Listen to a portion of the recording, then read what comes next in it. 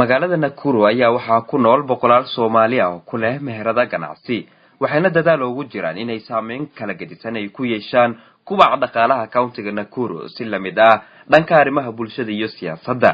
safar gaaban oo aan ku tagay magaalada Nakuru ayaa waxaan kula kulmay gadoomiye ku-xigeenka bulshada Soomaalida ee magaaladaasi Suleymaan Cabdi Mursal oo iyaga warbixiyay inta sano magaaladaasi degnaa iyo Soomaalida ku nool xaaladooda nololeed. waxaan deganahay 12 sano degan amal hada magaalada aad ay fiican tahay xabaam iska bedelay Soomaalida marka hore iyo hadda aad bay isku bedeshay marka hore dad isku xiran dad is garanay ma ahayn inta magaalada soo degnay Soomaalida waxa u sameeynay community-yaal baan u sameeynay oo dhinac walba leh waxaan u sameeynay foundation ka hoos waxaan ka sameeynay inaan qoys ogor isku barno oo hadana ay German samaystaan qoys walba oo German samaysto ku itaban qoys bay noqdeen Soomaalida meesha degan Soomaaliya kala guud bay ka tahay laakiin qoys ku itaban qoys bay noqdeen oo cid walba leh ku itaban German baan u sameeynay sifa ay iyaga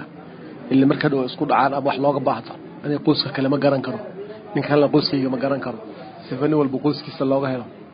ku itaban qoys baan u sameeynay ku itaban German baan sameeynay kadib hadana doorashaan sameeynay waxaan doonana hadana German ka guud Soomaalida qaralaha siinay Xasan xalli yiraahdo Xasan Sheekh oo awal ah DC kan u doorana kan doorina uma doorinaynin nin baa fiican habel baa fiican qabil ma doorinaynin yaa wax u qaban kara Soomaalida ama ya khibrad u leh waxaan doonana nin leeyahay Xasan Sheekh oo former DC ah yaa German ka Soomaalida guud Nakuru ah hadana waxa la doortay inuu noqdo Somali German assistant German Somali ku-xigeenka magaalada waqti hadda aad bay isku bedeshay Soomaalida oo baashir ku haysatay wax yar ah hadda aad u fiican tahay guriga ugu quruxsan Soomaalida askala alxamdulillah equal balance guriga leeyahay inta askala Soomaaliya oo waxaan kale oo ku guuleysanay awal Soomaalida marka ay martino imaanayso meelan geysan ma haysanin waxaan geysan jirnay guriga kale ee dadka madaxda gaalada geysan jirnay guriga ugu quruxsan anaga askala Soomaaliya askala oo martida noo imaato meel aan ku aaminan hasanayaan helay waxaan leenahay midal raxma markas leeyahay Soomaaliya ay leedahay markas weyn baa jira ee Soomaalida leedahay oo ilmihii ku jiraan iskuulka ku jiraan oo raxma leeyahay dalla state baa leedahay Soomaaliya baa iskala gabigeed dadka degan waa Soomaali oo state Soomaaliya baa iskala degan ay hataba aad cid walba ku jirta marka Soomaalida meesha marayso Ilaahay ugu wado aad bay u koraysaa aad bay u fiican tahay alxamdulillah baa iskala dhinac baa shariic walba dhinac amaanka ganacsiga Soomaalida ay ku leeyihiin magaalada Nakuru ayaa waxa u badan dukaamada yaryarka ah ee lagu iibiyo badeecadaha kala gedisan halka ay jiraan dukaamay Soomaalida leeyihiin lagu iibiyo qalabka elektaroonikada laakiin Soomaaliya meeshii marayso beecsharadana kor u kacday Soomaalida hadda soo badan beecshara ay haystaan waa iska dukaamay yar ka beecshareystaan laakiin dad dhaxmarto magaalada waa iska hatta townka inta soo dukaana Soomaaliya ku taala oo fiidiyoyaha gadaan oo telefoonada gadaan oo magaalada townka elektaroonika gadaan waxyaalo badan gadaan baa arkaysa dad magaalada dhaxmarto suuqa oo kale maryaha dadka gado ama dadka dukaamada gada ee kabaha gado waa Soomaali aad baan ugu faraxsan yahay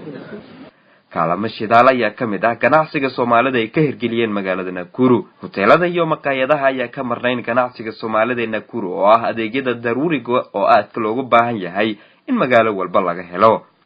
Soomaaliya ugu fiican inta hadda beecshar haysato aan ka reebno qoyskii wadankan u dhashay oo lahaa isteeshimada wadanka magaalada u badan Soomaaliya iskale magaalada hadda budgetka budget stationka shidaalka Soomaaliya isku badan budgetka qaado falcon meelira ka bilaabaysa iga socoto ilaa iyo aakhir Soomaaliya u badan oo isteeshimada kulli Soomaaliya iskale waniya isteeshimada shidaalka alxamdulillah dad fiirso meesha hadda shidaal aan ka rabno xafiis baan ku leenahay dadka shidaalka rarto ee ka rarto Soomaaliya u badan waxaan ku soo noqon dhinac magaalada townka beecsharada u badan ee dadka haystaan haba yaraata Soomaaliya iskale u badan wayna soo socotaa mar walba Soomaaliya iskale noqdo dad sii guur oo soo guur laakiin dadka dukaamada u badan hoteelada sidoo kale aragtana dhowr hotel baa ku yaalan oo Soomaaliya ay leedahay kala ku yaala ka soo horjeeda ku yaala ka kale Jamiilira ku yaala waxa ku jira hoteelo badan oo Soomaaliya baa ku yaalan Eagle Palace hotel weyn bay leedahay hall bay leedahay khayr Allah siinka iskale oo aad u khayr badan Xaaj Ibraahim Ali raada waa nin iska khayr badan oo waxyaalaha diinka iyo waxyaalaha aan ka rabno ma artay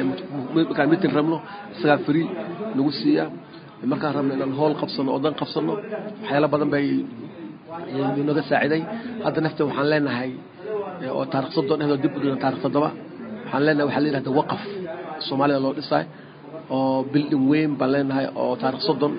iyo eegor ay dib taariikh 7 bisha 7 bilaabana ruto iyo aad ducalaha iyo gest foonka waxay imaanaan taariikh 7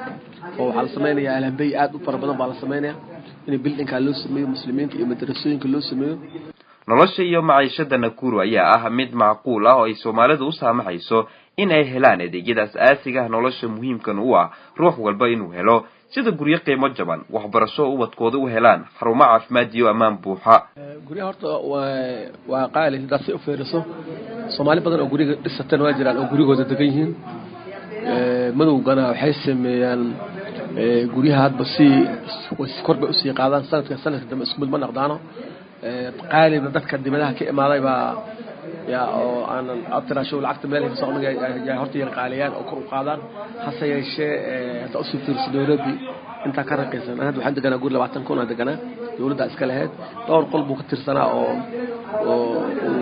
walaha qayb badan buu hadda saa usoo fiirso inta ka raqiisan laakiin guryaha u badan dadka degan waa 10 kun 9 kun 10 kun bay degan yihiin sayto Soomaalida dadka shaqaysta iska xamaasho waay dib uma arkaano waxa iskuulka qaad iska bixiyaan qofka Soomaali wuxuu jecel inuu isdabiro haduu nabadgelyo helo muhiimka qofka Soomaali uu ku fiican waxa nabadgelyo haduu helo biciriisa uu haysto uu isdabiraya cid oga ma baahno awal magaaladan lama kala garan jirin dadka qofka yaa qofka lama kala garan jirin hada waxa markay dadka isku soo dhaxgaleen oo isbarteen qofka xanuunsan ama kaalmo u baahan waa la isku gutay waa la kaalmeynaya qoys walba saa isdabiraya marka arintii waxaad moodaa in ay dadkii wax fahmeen Soomaali waxa ay fahmeen balmooda wayna fiican hada waxba dibka ma qabaan way kasto aad isii qaaleenayaan laakiin iska fiican alxamdulillah billahi ta'ala ilaahay kaalmeena insha Allah walaw aysan jirin xarumo caafimaad oo ay leeyihiin Soomaalida ayaa haddana waxay ka mid tahay waxyaabaha ay bulshada Soomaalida u qorshaysan in ay ka hirgeliyaan magaalada Nakuru si la mid ah iskuul sare oo gabdhaha u gaarka ah oo ay Soomaalida maamusho waxa magaalada u baahan tahay isbitaal Soomaali ay leedahay oo takhaatiir Soomaali joogan oo umuliso ay joogan maternity ah ilaa loo helo waan bilawnay borogarka ilaa Soomaalida loo sameeyo halka u baahanaa in la helo Soomaali ay helaan secondary girls secondary oo gabdhaha ay la helo oo Soomaali ay leedahay oo meel hadeerto ha fogaatay si gabdhaha loogu asturo sometimes waxa arki kartaa gabar yar oo kala hayso salaad hore kala hayso waqti salaad subax u jeedo kala xid urdiso oo pompo ku jirto oo meel la socoto oo qatar iskaga jirto waxa iskuulada ilmiga ku taadiyo ku fadhisan yihiin waxa u baahan markii loo helo maternity oo Soomaali ay leedahay ilaa hadda mar walba operation baa gabdhaha lagu qalaa qaar baa dhintaan magaalada waxay sameeyaan waxa ma aragtay waxa dhig karta show iska beecshar iska business ahaan iska sameeyaan in loo helo meel maternity oo gabdhaha dadka ku dhalaan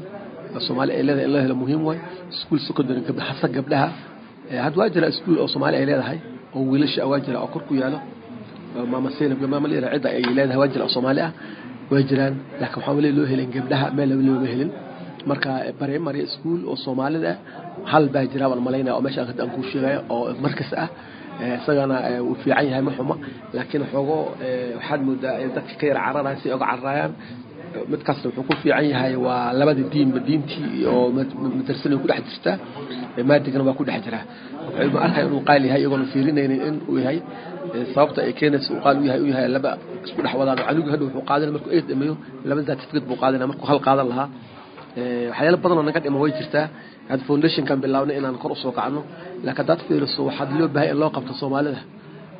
aad bay u badan tahay hadduu naga dhamaado waqafka uu dhamaado oo khaas intuu naga dhamaarin si ay dhamaato oo la helo wax badan buu saacido markaas dadka dacwadu saaciday khayr Allah si culimo badan baa jirta magaalada awal waxa haysan jireen man shiica la dhaho iska haysan jireen iyo man oo iska haysan jireen dad badan oo fiican wanaagsan magaaladii 10 sano soo galay magaaladii iyo masaajidii kulli waa la control haya waxay ku socdaan diintii saxda si loogu talagalay ku socotaa culimo badan oo khayr Allah si aad u wanaagsan baa magaalada maanta oo hadda shaqada haysa marka laakiin wali still meeshii lagu waday wali ma ana gaarin inkastoo hadda dadka kale ee community-yaasha kale ay kumanay ay leeyihiin Soomaalida iyo axriila way qabsatay anigu waxaan arkaynaa wali wax badan baa iyo wali naga dhiman taasna one by one had markuu tan dhamaato hadana waxaan bilaabaynaa isbitaal si loo helaha hadana iskuulka si loo helaha gabdhaha marka waa ku jirnaa insha Allah bidilaahi ta'ala ilaahay dudala garab galo inaan baa fiican ka insha Allah bidilaahi ta'ala bulshada Soomaalida isku duubnadoodii ayaa waxa ay sahashay in ay kaga gudbaan caqabadooyin ay horay uga kulmi jireen lama amaanka waxaan kaloo helay alxamdulillah Soomaalida isku xirmato mar walba mitin baan u qabanaa oo isweydiinaa laba qoys haday dagaalaan waxaan sameeynaa inaan isku geyno isku xirno qoys walban waxa u sameeyay sifa isku dhex ogaado mar walba mid sameeysto oo Germankiisa la xiriiro qalaf ducida maan soo galo oo dad soo galo waxa la weydiinay Germanka qoyskaas hadan Germanka qoys soo xiriiri alxamdulillah Soomaaliya hadda aad u fiican tahay waxaan sameeyay intaan doorashada ka horeysay in ay Soomaalida ay muslimiinta isku xirmaan ay u tagaan gafar la heshiiyaan ana xadiisa gabar wasiir ah oo county government ku jirto Soomaaliya awal markii horeysay arintaas way jiri jirtay hadda ka hormaya waa jiray laakiin hadda waxa jirta gabar wasiir markii horeysay Soomaaliya ka hesho lagu county ka hesho waxa kale jira chief uu jooga oo Soomaaliya uu jooga hadda la ballanqaad badan yaan sameeyay inay jiifal badan afar jiifal qoray oo Soomaaliya qoray waxay la badan ma hadda ballasanahay marka shaqada aan qaban hadda waxa way in aan Soomaalida iyo dawladda kala dhaxgalno dawladda awal xidhi jirtay Soomaaliya way dhibi jirtay way qaban jirtay dad guriga loo gali jiray oo dad sharci baa la qaban jiray waxaan ku guuleysanay in aan dhana Soomaaliya qof Soomaaliya ma qaban kartaano waxaad ka dareentaa aan noo soo sheega tii ku guuleysan oo Soomaaliya ma qabto banaanka laga maray ammaan baa la siiyay isbitiga ama dadka magaalada jooga ama isku way soo wacay wax dareemaan waxa jira bal anaga isku noqonayna arinta dad baan dareena dhalinyarada sameeynay oo sarinta soo ogaato duqay baan sameeynay hadda arinta meesha socoto Soomaalida ish ugu ficilad bay maraysa hadda waxaan ku jirnaa inaan community-yaasha kale aan wada fariisano aan isku xirmano oo all communities inay ku county isku keeno taasna hadda waan ku dhex jirnaa oo insha Allah ku guuleysanayna anagana waxaan Soomaaliya ka codsanay wax alla waxay dareemaan oo dhinaca dawladda ka dareemaan ama dhinaca ka dareemaan inay noo soo sheegaan waxaan kala ka codsanay Soomaalida inay iska qabtaan hadduu jiro qof xun oo soo dhaxgalo oo amaanka halayna inay wax walba amaanka muhiim ah inay soo sheegaan oo noo soo sheegaan taasna ma wax balan noo taalo marka aniga dawladda isku xirannahay Soomaaliya isku xirantahay alxamdulillah ilaahay baan kama sheeganina meel fiican baa Soomaaliya maraysa guud ahaan dalka ayaa waxaa jirta Soomaalida inay ku adkaato helista sharciyada sida ID-ga iyo baasaboorka haddaba bulshada Soomaalida ee Nakuru dhibaatooyinkaasi ma la kulmaan haddii sheegtay dhanka dawladda in xiriir fiican uu idin ka dhaxay balse waxa jira ka helista sharciyada hadii la dhahday noqoto ID-ga ama baasaboorka Soomaalida in lagu adkeeyo magaalada Nakuru caruurta ku dhalatay dhalinyarta markay soo qaan gaaraan helista dhanka sharciga ID-ga ka waran ma lagu adkeeyaa ama qoomiyadaha kale magaalada degan ama qoomiyadaha u dhashay ay kala mid yihiin way jirtay qaar la ku sii way jirtay awal lagu adkeyn jiray Soomaaliya sharciga laakiin talaabo weyn ma ka qaadnay oo haddaan ka bilaabo aan soo marnay waxaan hadda ka dhameyn karo maaha qisooyin fara badan baan soo marnay oo ku saabsan sharciga Soomaaliya waxa jira fitting leeyahay fittingka waxa loogu talagalay dadka borderka degan qabiil oo hadaba aad ama jalwaha aad ama qof inuu fitting lagu sameeyo laakiin waxa muddo say agor ahayd fittingka Soomaaliya uu ka duwan yahay fittingka kale uu ka duwan yahay uu ka duulaa sida markuu ahaa marka laakiin mar aan ducaal u yeerano oo noo imaado arinta aan ka wada hadalnay uu yeeray dadkii ku shaqalaan uu yeeray Soomaaliya wuxuu yahay la dhibin annaga waxaan sameeynay in aan talaabo ka qaadno sharciyan ka qaadno naftiga mar baan dacweeyay oo ku dacweeyay aan Soomaaliya ay ku ciyaartay oo u diiday filkiisa la qariyay ilaa laga soo waco helicopterka laga soo waco raqda uu soo waco hadda is aruuriyaan qofka hadduu awal waxa la jiray oo lagu xiri jiray in ay ku xiraan laan ma leedahay magaalada oo kale property ma leedahay oo kale keen property-gaada oo keen waxa dhici kartaa ma ku dhaan in qof 50 siyaas ama ka badan degan yahay dhul uu san lahayn qasabna ma dhul iibsado marka wuxuu idil hadda uu soo ilaalay hadda tos baa loo siiyay ilmaha Soomaalida loo siiyay hadii loo siiyay oo nolol soo sheego naleeyahay canuga fulan baa intii meesha tagay wax loo diiday anaga tagayna